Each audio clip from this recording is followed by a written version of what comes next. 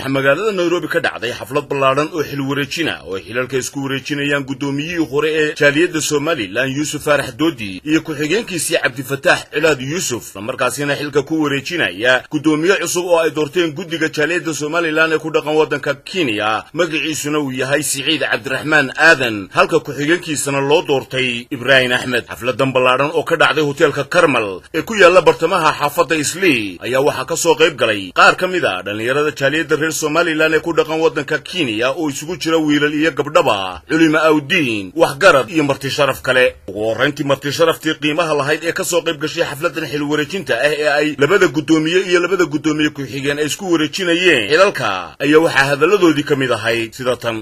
waxaan marka hore mahadnaqayaa qabanqaabiyayaashii xafladan quruxda badan leh ee aynu isugu nimi wiilal iyo gabdhaba soo qabanqaabiyay ayaan marka hore mahadnaqayaa. marka xiga gudoomiyihii hore Yusuf Doodi oo aad iyo aad aan ugu magaranaysaa in badan aan ula soo shaqaynay hawlo fara badan oo aan halkan lagu soo koobi karin soo qabtay. waxaan leenahay jasaakallahu khayr.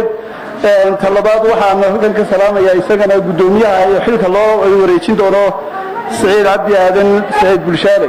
waxaa kaloo isaguna halkaasi ka hadlay Khadar Siciid oo soo wakiishay safiirka Jamhuuriyadda Somaliland u fadhiya wadanka Kenya Maxamuud Cabdullaahi Jaamac isagoo shahaado guddoonsiiyey gudoomiyihii hore ee talada ka dagayay ee Yusuf Faarax Doodi. waxaa la oran karaa maalintuu qabsaday xilka lagu wareejiyey jaaliyadda Somaliland ee dalka Kenya mudane Yusuf waxay ahayd jaaliyad kala tafaarqsan maantana waxa weeye jaaliyad midaysan. ugu dambeyntiina waxa hadalka qaatay gudoomiyaha xilka wareejinaya Yusuf Faarax Doodi iyo ku-xigeenkiisii Cabdifataax Cilaad Yusuf isagoo xafladaasi gabagabadeediina oo halkaasi soo gabagabeeyey gudoomiyaha cusub ee xilka la wareegay Siciid Cabdiraxmaan Aadan. waxaan haynay xilka jaaliyadda sanad iyo badh ayaan filayaa. waxaan aad iyo aad maanta ugu qanacsanahay inaan xilkii aan wareejiyo annaga oo qof reer Somaliland caloosha xumaan isugu hayn.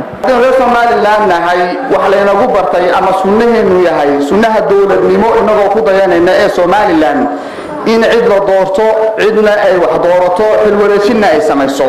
taas anagoo ka duulayna waxaan mar walba aanu haneynayna diinoo ku wareejiyay inaan anaguna wareejino. waxaan ka gudoomay walaalkay Yusuf Faarax Doodi oo ahaa gudoomiyihii hore ee jaaliyadda Somaliland ee Nairobi iyo Cabdifataax Cilaad Yusuf in ay nagu wareejiyaan jaaliyad ahaan xilka ay noo dhiibeen ee noo doortay. waxaan leenahay waan idin gudoonay. waxaan halkan ka hambalyeynaya intii codaysay ee ay dooratay iyo intii naga codaysay. Ilaahi Cabdi Cali TV-ga qaranka Jamhuuriyadda Somaliland Nairobi.